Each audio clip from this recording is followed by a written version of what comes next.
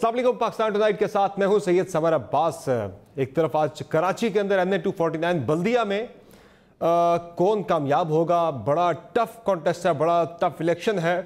गो के आज टर्नआउट बहुत ही तवक्को से कम रहा है, बहुत कम लोग निकले हैं अपना वोट कास्ट करने के लिए। सर उसकी दो वजूहात थी, कोरोना वबा भी और दूसरा गर्मी भी कराची के अंदर आज काफ़ी ज़्यादा थी, रमज़ान भी है, लोग कम निकले हैं। लेकिन बहरहाल अब तक के जो नताइज हैं उसमें मुस्लिम लीग नून के मिफ्ता इस्माइल साहब जो हैं उन्हें दीगर कैंडिडेट्स पे सबकत हासिल है। चूँकि अभी तो रिजल्ट्स आ रहे हैं, 37 पोलिंग स्टेशन के नताइज सामने आए हैं, गैर सरकारी गैर हतमी, उसमें मिफ्ता इस्माइल साहब पहले नंबर पर जा रहे हैं। पीपल्स पार्टी के कादर मंदोखेल साहब जो हैं वो दूसरे नंबर पर जा रहे हैं और PTI के कैंडिडेट तीसरे नंबर पर जा रहे हैं। अब देखना है कि जब रिजल्ट्स मुकम्मल कंपाइल होते हैं तो कौन जीतता है ये सीट। दूसरी तरफ नाज़रीन हम बात करेंगे आज बशीर मेमन साहब जो हैं उनके इल्ज़ामात को वज़ीर-ए-आज़म इमरान खान साहब ने रद्द कर दिया है। आज उनसे सीनियर एंकर पर्सन और कुछ साथियों की मुलाकात हुई जिसमें प्राइम मिनिस्टर साहब ने यह बताया कि कभी भी बशीर मेमन को नहीं कहा कि जस्टिस काजी फाइज ईसा के ख़िलाफ़ कोई केस बनाया जाए।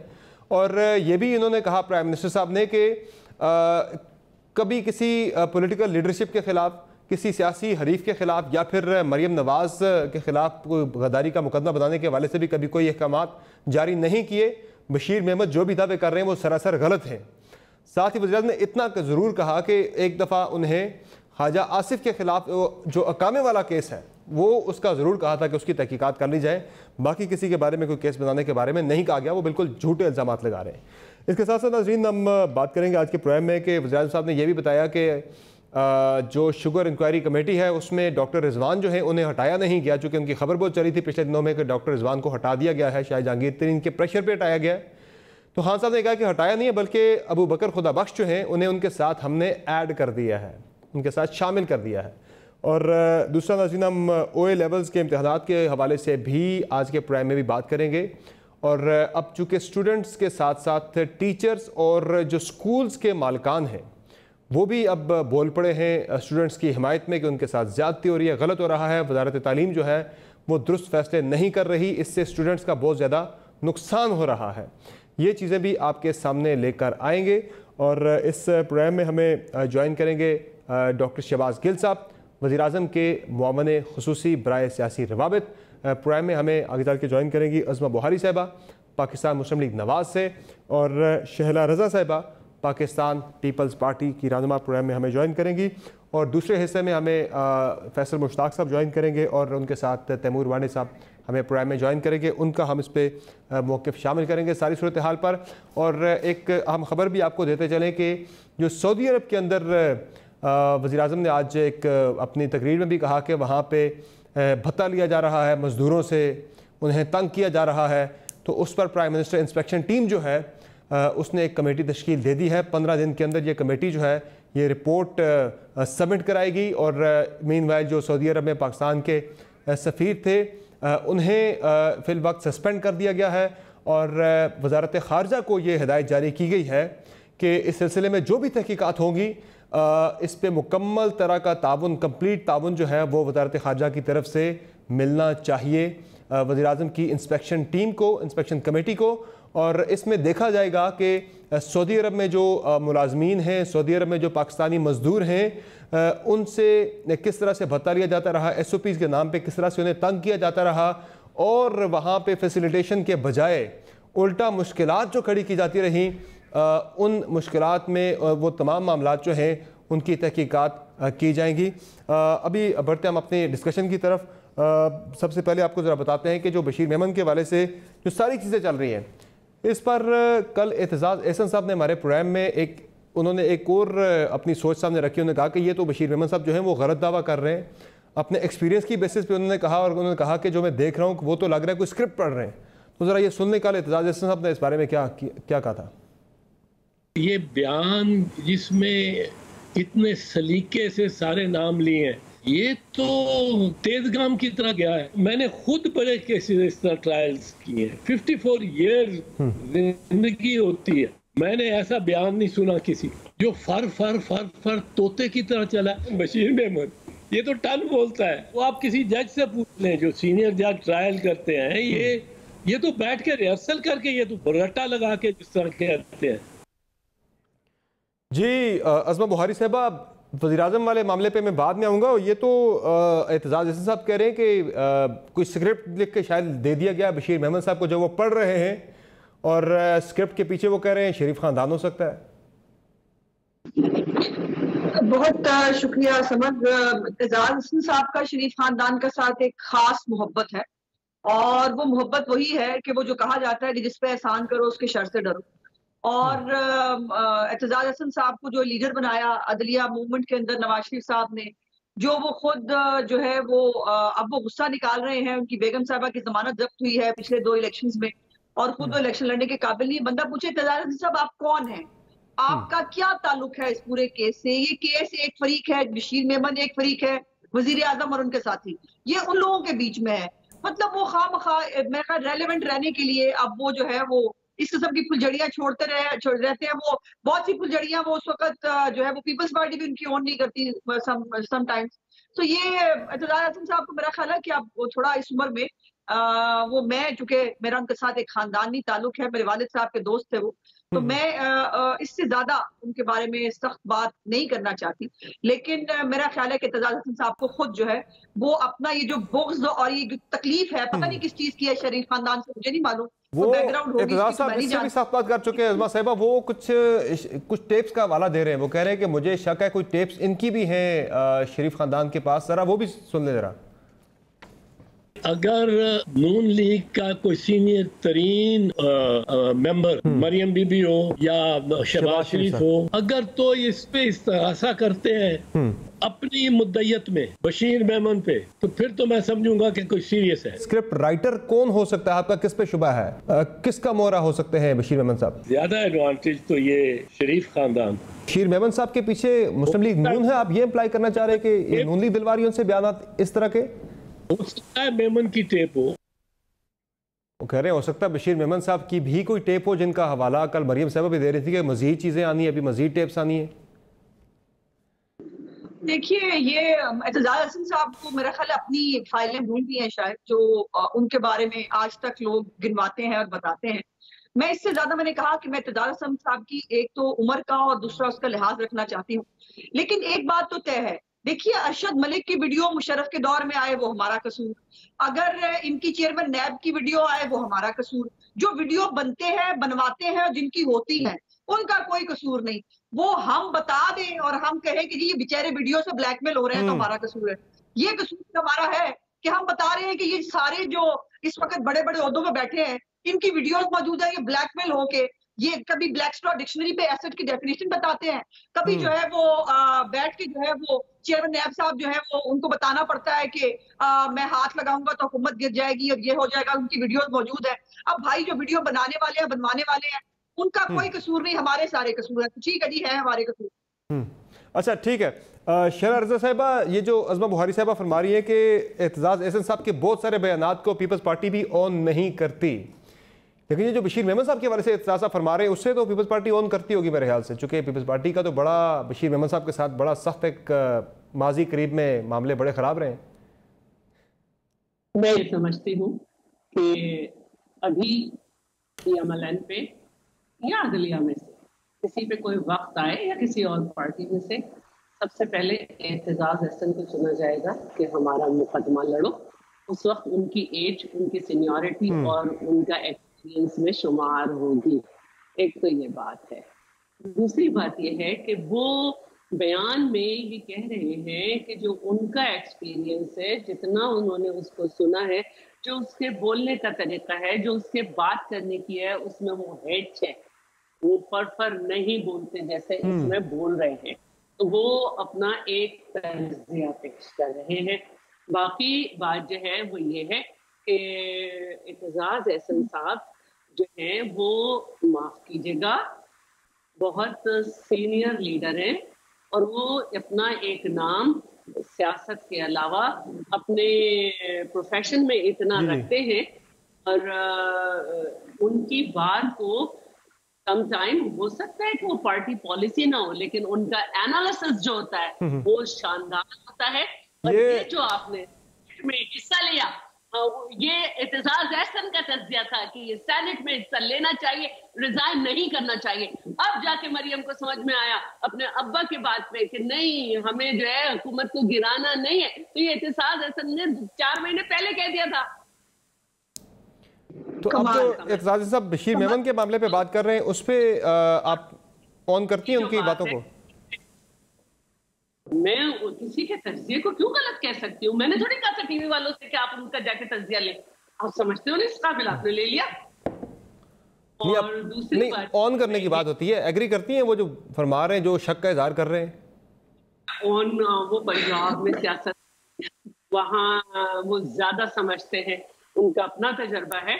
और मैं दोबारा कहूंगी कि उन्होंने एक तज्जिया दिया है, उन्होंने दे दिया। जहां तक आपने कहा पीपल्स पार्टी, तो पीपल्स पार्टी जो है उसने एक कल भी ये बात हुई थी कि भाई ठीक है, एक आदमी ने एक बात कही है, उसको कहते आप उसकी करें कि ये सही है या गलत है। तो हुकूमत जिसमें इल्जाम लगा उनका काम है कि वो इस तहकीकात को सच साबित करें या गलत साबित करें, लेकिन दुनिया तो अपनी राय जरूर देगी। और जब आप लेंगे, आप बुलाएंगे अपने चैनल्स पे, तो ठीक है। अच्छा अज़मा बुहारी साहिबा, एक तो चले एतजाज साहब वाला मामला हो गया, दूसरा वज़ीर आज़म इमरान खान साहब ने आज जो है ना वो बड़ा क्लियर कर दिया है कि ना मैंने कभी किसी को कहा बशीर मेमन को कि आपने जस्टिस काजी फायजीसा के खिलाफ कोई केस करना है।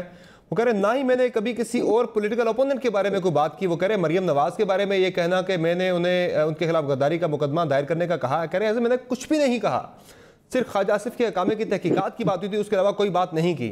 कह रहे सरासर झूठ बोल रहे हैं बशीर मेमन। इतना नून लीग ने उस पर बड़ा एक महाज खड़ा कर दिया। जी सारा पाकिस्तान झूठ बोलता है जी, एक सिर्फ वही दूध के धुले हैं और सच्चे हैं जो हर वक्त सच बोलते हैं और उनके मुंह से फूल गिरते हैं। पहले मैं एक दो बातें जरा एतजाज साहब के कर दूं। वो सीनियर लीडर है इनकी पार्टी के, तो होते रहे, हम क्या करें। अब वो उनको ये इख्तियार किसने दिया है कि वो बैठ के क्लीन चिट है? वो जज है? वो कोई ज्यूरी है? वो क्या है कि वो दूसरों के ऊपर इल्जामात लगाते रहते हैं बैठ के, और शरीफ खानदान के साथ उनका बुग़्ज़ जो है वो खत्म होने में नहीं आता। उनको ये पहले तो उनसे सवाल ये किया जाना चाहिए था, आपने ये सवाल किया था तो उनसे पूछना था कि आपके पास कोई सबूत है इस बात का? आप खामखा हर बात पे शरीफ फैमिली को ले आते हैं। और अभी मरियम नवाज के बारे में भी स्वीपिंग स्टेटमेंट दे दिया शैला ने। अभी आज ही मौलाना साहब ने कहा था कि हमें जो है वो कॉन्फ्लिक्ट में नहीं जाना, लेकिन शैला की कुछ बातों का जवाब तो मुझे देना पड़ेगा। मरियम नवाज ने ये तो कहा कि अपने बोझ से खुद गिरे, और ठीक है फिर ये जो है ये अपनी मुद्दत पूरी करे, वो आप ही की मेहरबानी की वजह से। शैला बीबी, अगर आप लोग हमारे साथ इस्तीफे दे देते तो आज तक हुकूमत खत्म हो गई होती। और जिन्होंने बाप पार्टी से वोट किया है वो हमें ना बताएं, कि सियासत क्या होती है, कैसे होनी चाहिए।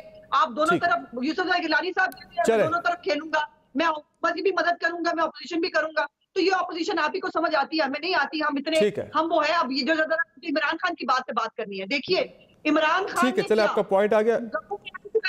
था मैं मूंछों वाले को पकड़ के ये कर दूंगा, मैं इनको जेलों में डालूंगा। फिर जब वो वजीर आजम बने, आप उनकी स्टेटमेंट्स देखिए, जब कोई पकड़ा जाता था, देखा आज हमने पकड़ लिया, फिर इनको किसी ने समझाया ये ना एक बयान पे शायद हकान वाले पे कहा था, बाकी किसी पे तो नहीं कहा कि सबको हमने पकड़ लिया।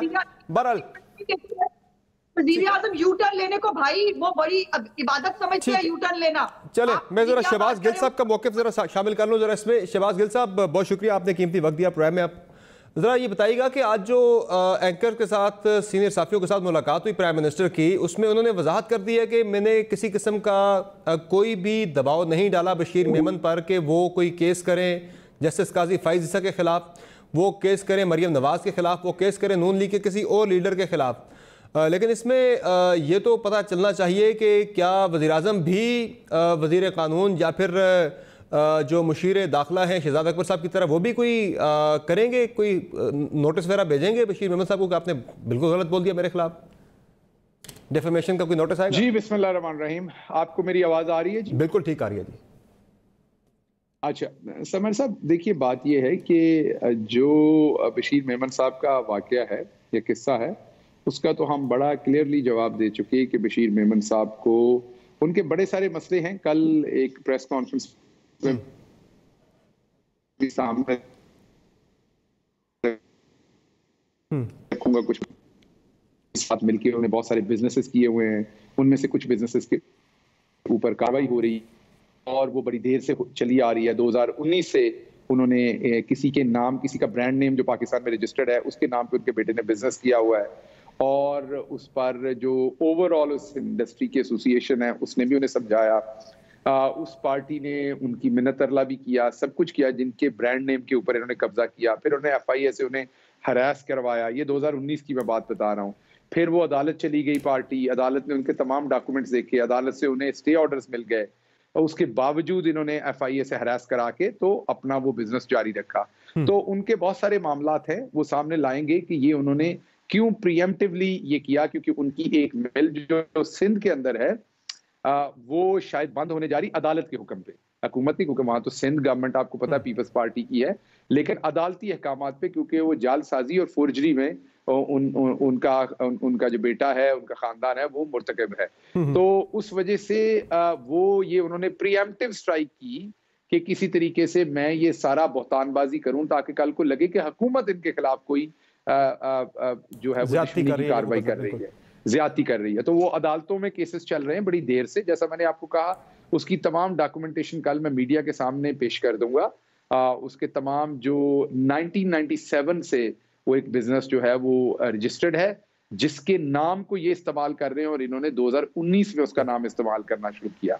और वो मैं जब कल सामने रखूंगा तो सबको पता चल जाएगा, क्योंकि बड़ा एक मशहूर बिजनेस है वो, सब लोग उस ब्रांड को जानते हैं। तो शहबाज गिल साहब वज़ीर आज़म साहब का नाम लेके उन्होंने इल्जाम लगाया, सवाल किया जी जी, क्योंकि जो प्राइम मिनिस्टर से उन्होंने बातें मंसूब की, वो मंसूब उन्होंने की प्राइम मिनिस्टर के साथ कि वो उसमें शहजाद अकबर भी थे, उसमें फलाम भी था। तो उन लोगों ने नोटिस भेज दिए, वो काफी है, क्योंकि वो उनको पहले झूठा साबित कर लें। क्योंकि जो इल्जाम लगाता है, आपको ये पता है, हमारे कानून में भी और पूरी दुनिया के कानून में, जब आप किसी को स्लैंडर करते हैं तो आपने पहले अपना पॉइंट ऑफ व्यू प्रूव करना है। जैसे मैं अभी कह रहा हूं कि उनका बेटा जो है वो एक जो एक बिजनेस है उसके ब्रांड नेम को यूज कर रहे हैं, और उनका कॉन्फ्लिक्ट है एक पार्टी के साथ उस ब्रांड नेम को यूज करने का। तो अब मैंने इल्जाम लगाया ना, ये साबित मैंने करना है। अगर मैं कल को साबित नहीं कर सकता तो जिम्मेदार मैं हूं ये बात करने को। तो मेरे पास कोई ना कोई डॉक्यूमेंट इस चीज का होगा जो मैं ये बात कह रहा हूं। इसी तरीके से मेमन साहब को साबित करना है जो वो बातें कर रहे हैं। और अब शहजाद अकबर साहब ने उन्हें नोटिस, मेरे ख्याल में तो फरोग नसीम को भेजने की जरूरत नहीं है, क्योंकि एक बंदे ने भेज दिया, दूध का दूध पानी का पानी उसी जगह पे हो जाना चाहिए था। या तो अगर तो ये जस्टिस काजी फाइज ईसा साहब से रिलेटेड कोई बात थी तो अभी उनका केस अदालत में चल रहा था, उस टाइम चले जाना चाहिए था इन्हें अदालत में और अपने रिमार्क्स देने चाहिए थे। अच्छा, उस टाइम नहीं तो अब शहजाद अकबर ने नोटिस भेज दिया, गोल्डन चांस है इनके हाथ में, ये अदालत जाएं, ये अपना मौकफ साबित करें और दूध का दूध पानी का पानी हो जाएगा। एक चीज और शहबाज साहब जरा उसकी वजाहत कीजिएगा, ये जो जहांगीर तरीन साहब के मामले पे भी प्राइम मिनिस्टर साहब ने आज बात की है कि नहीं तब्दील किया, डॉक्टर रिजवान को नहीं हटाया, बल्कि अबू बकर खुदाबख्श साहब को उनके साथ शामिल करा दिया है। मजीद नहीं, अब ये उसी टीम में वो भी आ गए तहकीकाती टीम के अंदर।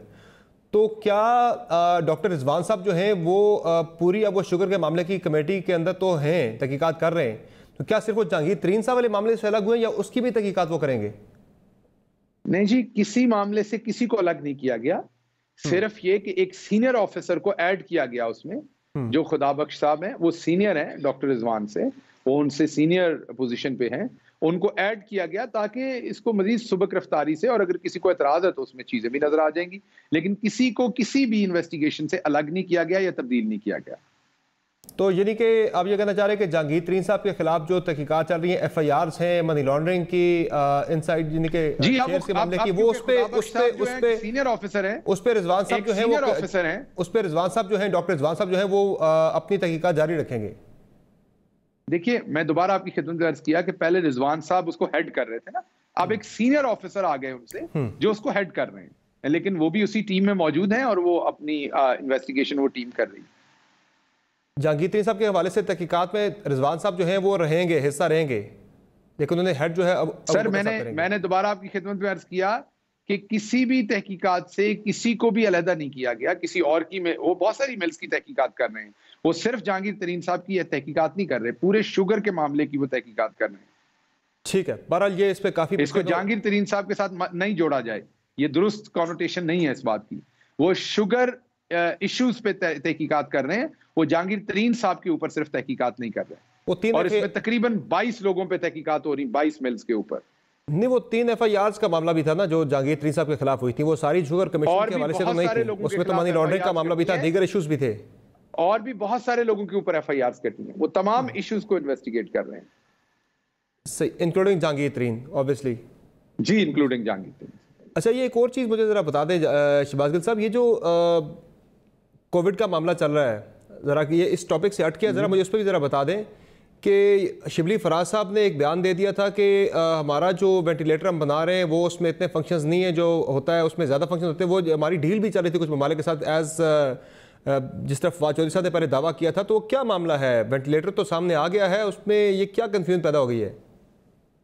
देखिए, वो उसमें मेरा ख्याल थोड़ी कंफ्यूजन ये हो गई कि आप सारी मिनिस्ट्रीज को कवर करते हैं, आपको अंदाजा है कि जो साइंस एंड टेक्नोलॉजी है वो बड़ी थोड़ी सी ज्यादा टेक्निकल वजारत है आम वजारतों से। बिल्कुल, और जैसा कि उसके नाम से भी पता है और उसके जो डिफरेंट डिपार्टमेंट्स हैं और जो काम है उससे भी, तो मेरे ख्याल में अभी थोड़ा सा वक्त लेना चाहिए। मैं तो सिर्फ यही कह सकता हूँ कि मेरे ख्याल में शिबली साहब को थोड़ा सा वक्त लेना चाहिए था, ब्रीफिंग्स लेके बहुत ही अच्छी तरह से समझ के फिर वो कोई बयान देते तो वो बहुत बेहतर होता। कई दफा जब आप प्रेस को बयान देते हैं, जैसे अभी डॉक्टर अताउर रहमान किसी टेलीविजन पर कह रहे थे कि हमारे यहाँ ज्यादातर वेंटिलेटर असेंबल हो रहे हैं, ज्यादातर का वर्ड था उसमें, शायद चंद यहाँ प्रोड्यूस भी हो रहे हैं, तो वो साइंटिफिक टर्म में उस चीज को इस्तेमाल कर रहे थे, असेंबल होना। अब जैसे पाकिस्तान में गाड़ियां बनती हैं, आपको पता है, लेकिन वो ज्यादातर गाड़ियां असेंबल ही होती हैं यहाँ पर, आपको इस बात का भी पता है, उनके कुछ ना कुछ पार्ट्स बाहर से बन के आते हैं। बस इसका मतलब ये नहीं कि पाकिस्तान में गाड़ियां नहीं बनती। तो ये कुछ टेक्निकल टर्म्स होती हैं, जब आप उन्हें टेलीविजन पर यूज करते हैं तो हमें बहुत मोहतात होना चाहिए, क्योंकि उससे कॉनोटेशंस बहुत डिफरेंट ली जा सकती हैं। तो मेरे ख्याल में शिबली साहब ये कहना नहीं चाह रहे थे, क्योंकि वेंटिलेटर तो बिल्कुल पाकिस्तान में बन रहे हैं, एक्सपोर्ट के ऑर्डर्स भी हैं, ड्रेप ने भी अब उनकी मंजूरी दे दी आपके सामने, पाकिस्तान के अपने 3 से 4 डिजाइन हैं, अपने प्रोड्यूस्ड हैं यहाँ पर, और बहुत सारे और वेंटिलेटर हैं जिनको हम यहाँ पर असेंबल भी कर रहे हैं पिछले 2-3 सालों में। इस पे फवाद चौधरी साहब ने जो काम किया वो कमेंडेबल है, और बिल्कुल शिबली साहब के लिए बहुत एक अपहिल टास्क है फवाद साहब की परफॉर्मेंस को मैच करना या क्रॉस करना, और मैं उम्मीद करता हूं वो करेंगे। लेकिन बहुत ही फवाद साहब की एक अच्छी परफॉर्मेंस है, तो उसको अगर समझ के सोच के उन चीजों को अगर हम आगे चलाएं तो वो ज्यादा बेहतर। ठीक है, अच्छा, ये दोबारा आते हैं बैक टू द टॉपिक, जो बशीर मेमन साहब वाला मामला है, जहांगीर तरीन साहब वाला मामला है। शैला साहिबा और अज़मा साहिबा अब बड़ी वजाहत से बता दिया है शहबाज गिल साहब ने, किसी किस्म का कोई एनआरओ नहीं है, किसी के साथ कोई रियायत नहीं है। ये जो खबर थी, ये जो खबर थी कि हटा दिया गया जहांगीर तरीन साहब की मुलाकात से पहले, दबाव में आके डॉक्टर रिजवान साहब को वो शहबाज गिल साहब बता रहे हैं कि वहीं पे सारे मामले की तहकीकात कर रहे हैं। जी शैला साहिबा, पहले आप इस पर जरा कर दें, बात कर लें। PMLN के जो बिलाल हैं, उन्होंने 4 आजाद का ग्रुप बनाया था जिसका बाप से कोई ताल्लुक नहीं, झूठ बोलने से बाप नहीं बदलते। और सीधी बात यह है कि चेयरमैन बिलावल को उनके बाप का ऑर्डर नहीं था, उनकी सियासी बंदिश है कि हमें जो है इन्हें शहीद नहीं करना और एक आईनी तरीका लेके चलना है। अगर हमने लश्कर तशकील कर दी होती, अगर हमने इस तरह धरना दिया होता, तो आज TLP का लदम भी है और जीत भी रही है। तो ये मतलब उसने अच्छे खासे। दूसरी बात यह है कि सबको पता है कि पंजाब में इनके लोग भी इस्तीफा नहीं देते, और पंजाब में खुर्रम लगारी का भी ग्रुप था, तो किसने एक दूसरे को एनआरओ दिया सब जानते हैं। आपकी क्या तैयारी थी नून लीग की लॉन्ग मार्च के लिए, और आपके कितने लोग पंजाब में इस्तीफा देते हैं ये भी आपको मालूम है। इसलिए बिल्कुल परेशान होने है, आपने वही किया जो। राब्ता मुनक़ता हो गया। शैला साहब से दोबारा उनकी तरफ आते हैं। अज़मा साहिबा, कोई एनआरओ नहीं है, किसी के साथ कोई रियायत नहीं है, शहबाज गिल साहब ने बता दिया, प्राइम मिनिस्टर साहब ने भी वजाहत कर दी है। देखिए, ये अगर इतने सच्चे होते ना और इतने कभी यूटर्न ना लिए होते और आप मुझे ये सवाल पूछते, तो यकीनन मैं 10 दफा सोचने में मजबूर होती कि भाई नहीं, वाकई बहुत सच्चे आदमी है और वो तो सच बोलते हैं हमेशा। अब ये आज तो शहबाज गिल साहब ने कमाल ही कर दिया, उन्होंने अपने वजीर आजम के नजरिए की मुकम्मल तौर पर जो है वो तरदीद फरमा दी है, ये कह के कि इल्जाम लगाने वाले का फर्ज होता है कि उसको साबित करे। ये तो इमरान खान साहब का नजरिया ही नहीं है। वो 35 पंक्चर और वो उर्दू बाजार और पता नहीं वो फ्रंट मैन था जावेद, पता नहीं क्या सादिक क्या नाम उसका जो भी था, और बेतहाशा डेफेमेशन केसेस भी हुए इमरान खान साहब के ऊपर, और वो कहते थे मेरा काम है सिर्फ इल्जाम लगाना और बाकी जो है जिस पे इल्जाम लगाया है वो साबित करे। अब इसमें शहबाज गिल साहब कहते रहे, इमरान खान साहब कहते रहे, ABCD, फरोग नसीम साहब, शहजाद अकबर, जो मर्जी कहते रहे, इनके कहने पर तो हम बिलीव करने के लिए तैयार नहीं है।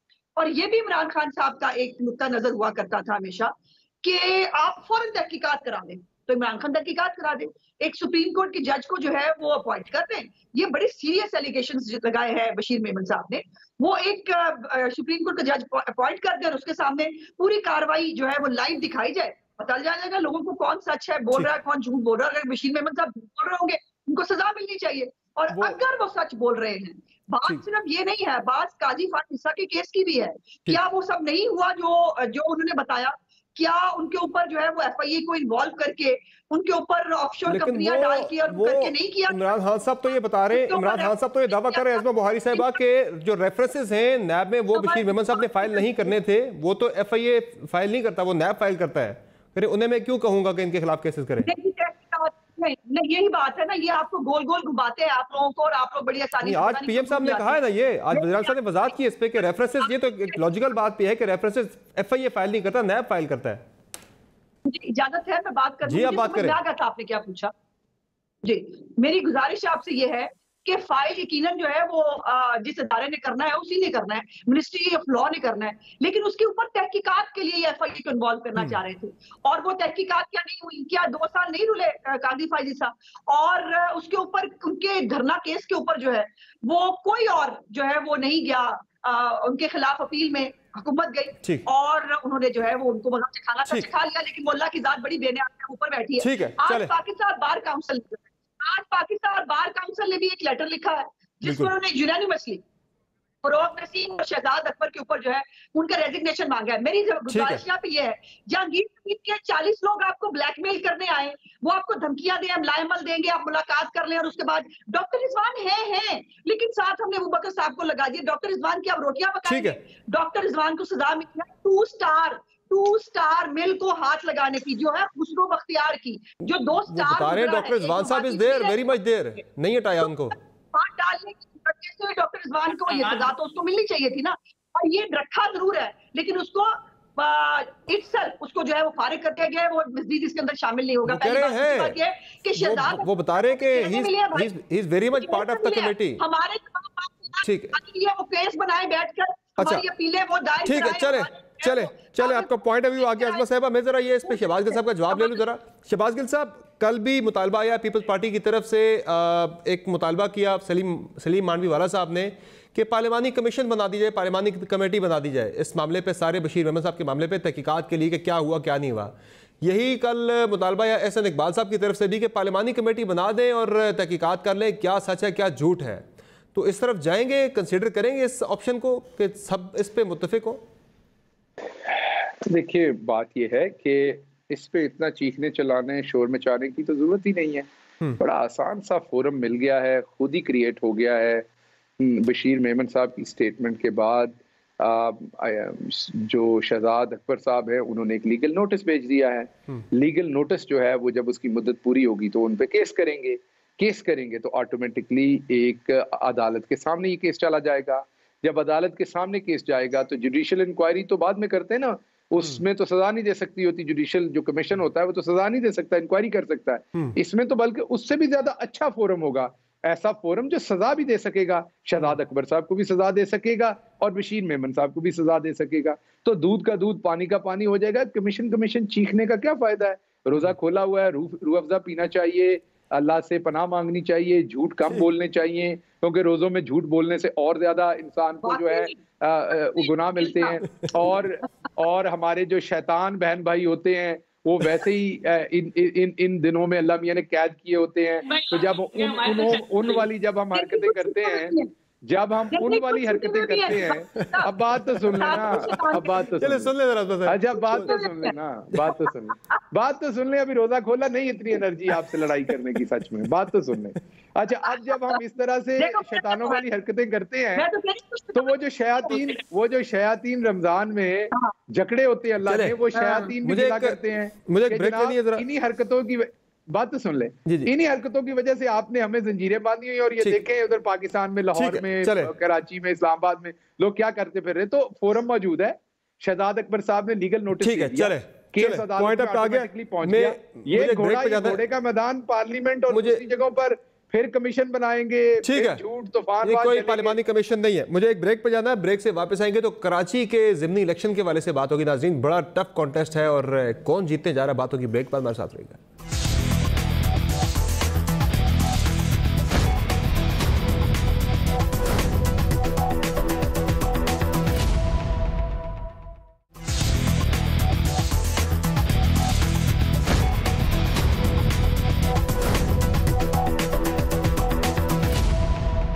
वेलकम बैक टू नाज़रीन। कराची के हल्का 249 के ज़िमनी इलेक्शन में बहुत टफ मुकाबला जा रहा है और अब तक के गैर सरकारी गैर हतमी नताइज के मुताबिक 276 में से 92 पोलिंग स्टेशन के नताइज सामने आए हैं, जिनमें मिफ्ता इस्माइल साहब मुस्लिम लीग नून के 2413 वोट्स के साथ नंबर 1 सबसे आगे जा रहे हैं। उनका मुकाबला पीपल्स पार्टी के कादिर मंदोखेल साहब के साथ, जो कि 2122 वोट्स लेकर दूसरे नंबर पर हैं।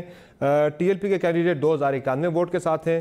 चौथे पे जो है यहाँ पे PSP के मुस्तफ़ा कमाल साहब हैं 1770 वोट्स के साथ, और MKM के जो कैंडिडेट हैं वो 1510 वोट्स के साथ चौथे पे, और पाकिस्तान तहरीक इंसाफ के जो कैंडिडेट हैं वो इस वक्त 5वें नंबर पे जा रहे हैं 1296 वोट्स के साथ। बड़ा टफ मुकाबला है, तो क्या कहेंगे इस पे शैला रज़ा साहिबा? People's party versus PMLN, means PDM versus PDM, short comment कीजिएगा, टाइम कम है। सबसे पहले तो मैं सिंध हुकूमत इलेक्शन कमीशन को मुबारकबाद देती हूँ कि बहुत ही पीसफुल माहौल में हुआ।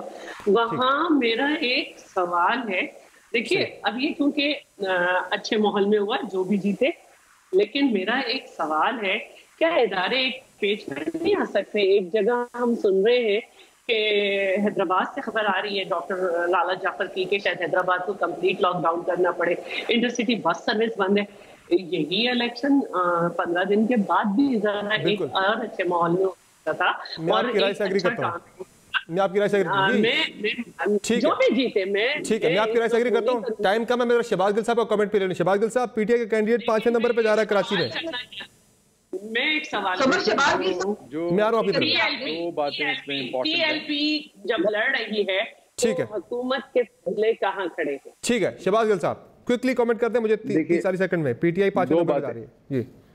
देखिए, दो बातें इसमें इंपॉर्टेंट हैं। एक बात तो इसमें इंपॉर्टेंट ये है कि जो शैला रज़ा साहबा ने बात की, मैं उससे एग्री करता हूँ। जो भी जीते वो एक अलग बात है, नून जीते, पीपल्स पार्टी जीते, PTI जीते, कोई भी जीते, लेकिन इस टाइम जो वबा का आलम है उसमें थोड़ा सा शायद प्रेशर ये भी होता है कि अगर इलेक्शन डिले किए जाते तो किसी एक पॉलिटिकल पार्टी ने शोर मचा देना था कि जी ये धांधली हो रही है इसलिए डिले। लेकिन मेरे ख्याल में इस टाइम जिस तरह की कोरोना की सिचुएशन है, बहुत सारे लोग तो डर के वोट देने नहीं निकल रहे, तो इस टाइम पे ये इलेक्शन कमीशन को भी और तमाम जो भी रेलेवेंट अदारे, इवन मैं तो ये कहूंगा NCOC को लिखना चाहिए। मैं एग्री करता हूं, बिल्कुल। NCOC ने सिफारिश की थी कि ना किया जाए फिलहाल, लेकिन वो नहीं माना। इस पे आया था इलेक्शन कमीशन के बाद मामला आया था, लेकिन उन्होंने कहा था हम करेंगे। अज़मा बुखारी साहबा, आपकी क्या कहेंगी? मिफ्ता साहब फिलहाल लीड पे तो जा रहे हैं, लेकिन ये जो बात कर रहे हैं, मैं भी एग्री करता हूँ दोनों पार्टिसिपेंट से कि कोविड में नहीं करना चाहिए था ये इलेक्शन। जी, अब ये हमारे कहने और तुम्हारे कहने से तो होता नहीं ना, इलेक्शन कमीशन ने फैसला करना है। लेकिन एक बात तो तय है, वो जो फैसल वाडा साहब जॉन रैम्बो हैं, वो इसका मतलब है पिछली दफा जो है वो हैवी बाइक्स की वजह से और गाड़ियों की वजह से जो अव्वल आ गए थे, अब इस वक्त नजर आ रहा है। और गिल साहब, तुम्हारी पार्टी थलियों जो है वो पहले नंबर पे आ रही है, और ये शैतान वाकई कर देता है अल्लाह मियां, लेकिन कुछ जो है अपने चेलों को छोड़ देते हैं शैतान होमवर्क देके। बहुत शुक्रिया, बेटा हमारे आने तक बहुत शुक्रिया आप तीनों मेहमानों का, आपने प्रोग्राम में कीमती वक्त है। नाज़रीन, एक ब्रेक लेंगे, ब्रेक के बाद वापस आएंगे तो तालीम के मामले पर बात करेंगे। बड़ा सेंसिटिव मामला है, OA लेवल्स के इम्तिहानात के वाले से बात होगी। ब्रेक बाद हमारे साथ रहेंगे।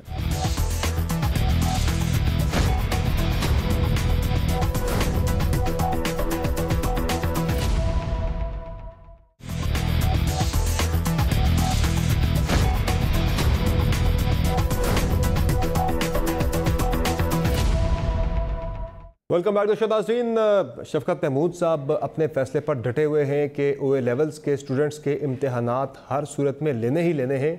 हालांकि इसकी जो इम्प्लिकेशंस हमने कल के प्रोग्राम में भी आपको बताई कि वो स्टूडेंट्स जो कि इंटरनेशनली जाके यूनिवर्सिटीज़ के अंदर कंडीशनल एडमिशन्स ले चुके हैं कि उनके फाइनल ग्रेड्स अच्छे होंगे, AAA या इस तरह के होंगे, अब वो एग्ज़ाम दे रहे होंगे पाकिस्तानी स्टूडेंट्स, जबकि इंटरनेशनली 78% से ज़ायद जो स्टूडेंट्स आ रहे हैं इंटरनेशनल यूनिवर्सिटीज़ में, वो स्कूल असेस ग्रेड्स की बेसिस पे आ रहे हैं या फिर टीचर असेस ग्रेड्स की बेसिस पे आ रहे हैं।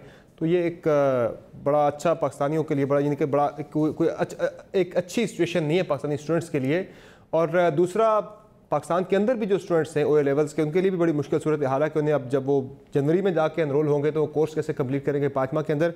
इस पर हमें प्रोग्राम में ज्वाइन किया है फैसल मुश्ताक साहब ने, माहिर तालीम है और CEO हैं रूट्स मिलेनियम के, और हमें ज्वाइन कर रहे हैं तैमूर बाड़े साहब जो कि टीचर भी हैं, माहिर तालीम हैं, एक्टिविस्ट भी हैं। बहुत शुक्रिया आप दोनों मेहमानों का, आपने प्रोग्राम में कीमती वक्त दिया। और नाज़रीन, इस डिस्कशन का मकसद यह है कि पहले स्टूडेंट सिर्फ बात कर रहे थे, अब टीचर्स के साथ साथ स्कूलों के मालिकान भी जो हैं वो स्टूडेंट्स की सपोर्ट पे खड़े हो गए हैं कि ये ज़्यादती हो रही है, गलत हो रहा है। फैसल मुश्ताक साहब, पहले तो ज़रा बताइएगा कि इंटरनेशनल स्टूडेंट्स की तो हम बात कर रहे हैं कि उनका बड़ा नुकसान हो रहा है। 3,000 से 3,500 स्टूडेंट्स हैं जिन्होंने एडमिशन कंडीशन ले रखा है, वो यहाँ एग्जाम दे रहे हैं, बाकी उनके जो कंपेटिटर है वो SCGs लेके आ रहे हैं सीधे। जी देखिए, बिल्कुल इस पे तो डिस्क्रिमिनेशन है। पहले आपको एट द आउटसेट 1.6 बिलियन तलबा दुनिया में आउट ऑफ स्कूल हैं इस टाइम। दूसरी जंग अजीम के बाद ये सबसे बड़ा आउट ऑफ स्कूल नंबर है। इसके अंदर हमने ये देखा है कि पाकिस्तान के अंदर तकरीबन 80,000 तलबा ने O level and A level के इम्तहानात देने थे और इसके अलावा मैट्रिक एंड FSC के देने हैं। पिछले साल इनको स्कूल असेस्ड ग्रेड्स पे, प्रेडिक्टेड ग्रेड्स पे डाला, जिसकी सारे बात कर रहे हैं, और कैम्ब्रिज ने कहा था कि अगले साल हम इम्तहानात ले लेंगे। लेकिन कैम्ब्रिज ने क्लियर गाइडलाइंस जारी की थी कि जो ममालिक और group of countries in a region जहाँ कोविड की सिचुएशन नाजुक है वो स्कूल असेस्ड ग्रेड्स को अडॉप्ट कर सकते हैं। तो 17 अप्रैल की जो हमने डेडलाइन मिस की है और उसके बाद फिर हमने एग्जाम्स अनाउंस किया, फिर हमने कहा एग्जाम्स कैंसिल करने हैं, तो हमने बच्चों को पुश किया कि आप अक्टूबर नवंबर पे चले जाएं A2 को। उसमें बहुत सारे इश्यूज हैं। AS का बच्चा A2 के पर्चा कॉम्पोजिट देता है, जैसे FSC पार्ट 1 और FSC पार्ट 2। कुछ पर्चे हो चुके हुए हैं उर्दू का, साइकोलॉजी का और जनरल पेपर इंग्लिश का, उनका क्या बनेगा। एग्जाम सेंटर्स को डी नोटिफाई और री नोटिफाई करना है 50-50 की।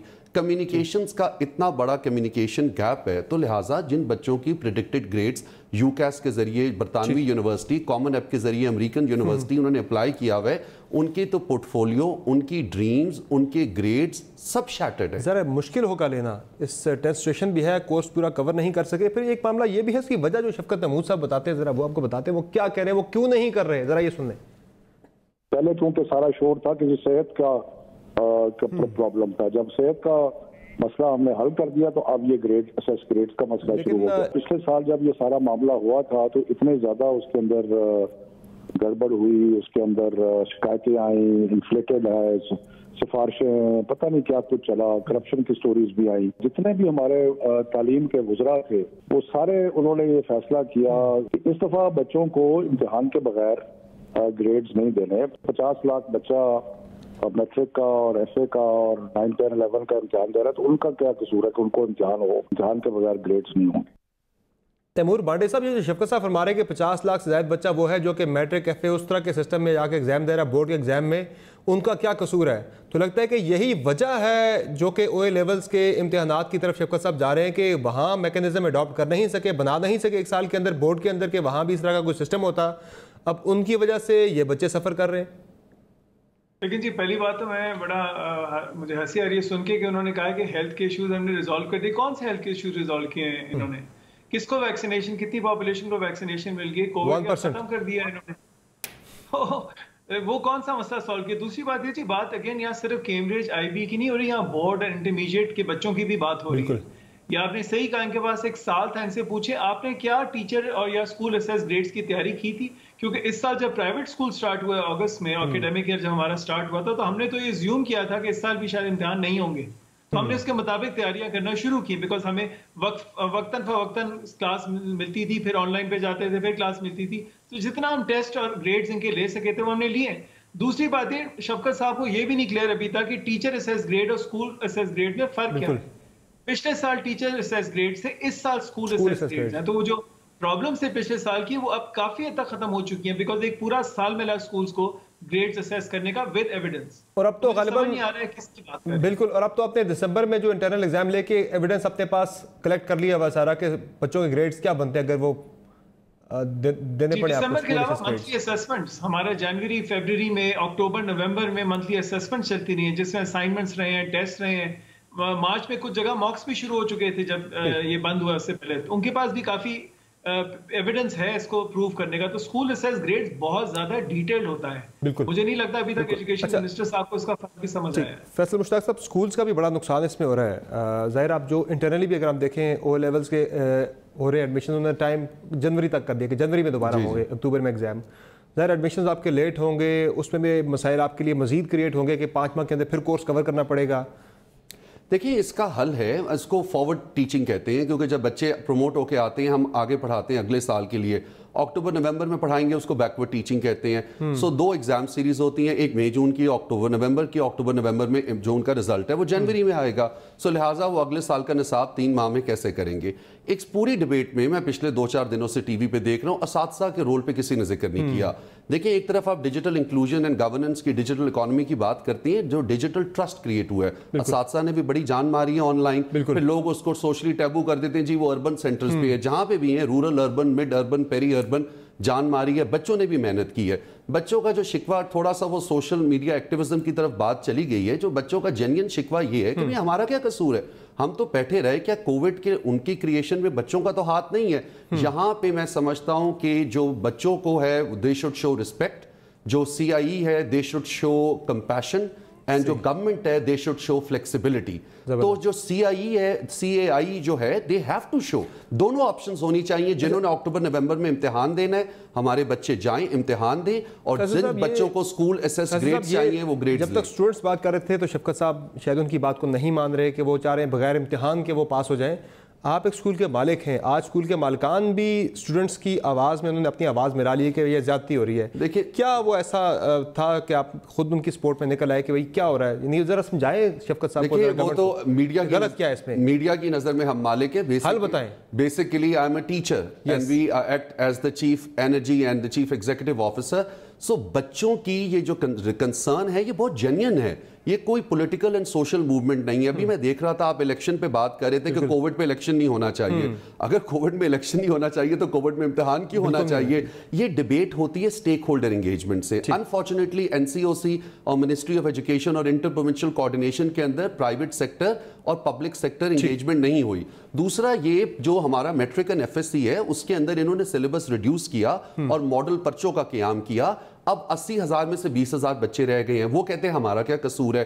पूरी डिबेट अननेसेसरली अनटाइमली डिसीजन की वजह से पूरा डिस्कोर्स जो है वो कॉम्प्रोमाइज हो गया।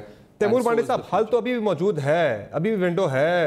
18 मई से 16 जून तक की जमा करवाए जा सकते हैं स्कूल एसेस ग्रेड्स।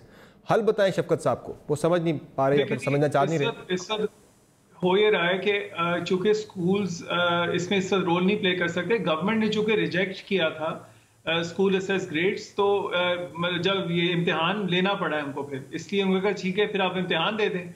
अब स्कूल्स अगर खुद से जाएंगे, अप्रोच करेंगे कैम्ब्रिज को कि जी स्कूल एसेस ग्रेड्स दें, तो वो शायद बात माने या ना माने, लेकिन जो फिर प्राइवेट कैंडिडेट्स बेचारे बच्चे हैं वो रह जाएंगे, उनके ऊपर कोई सर पे हाथ रखने वाला नहीं होगा। तो ये सारी मुसीबतें खत्म हो सकती हैं अगर सिर्फ। प्रोग्राम का टाइम खत्म हो गया, मैं माजरत खाऊं। बहुत शुक्रिया आप दोनों मेहमानों का, आपने प्रोग्राम में कीमती वक्त दिया। आज की शो में इतना इजाजत दीजिए।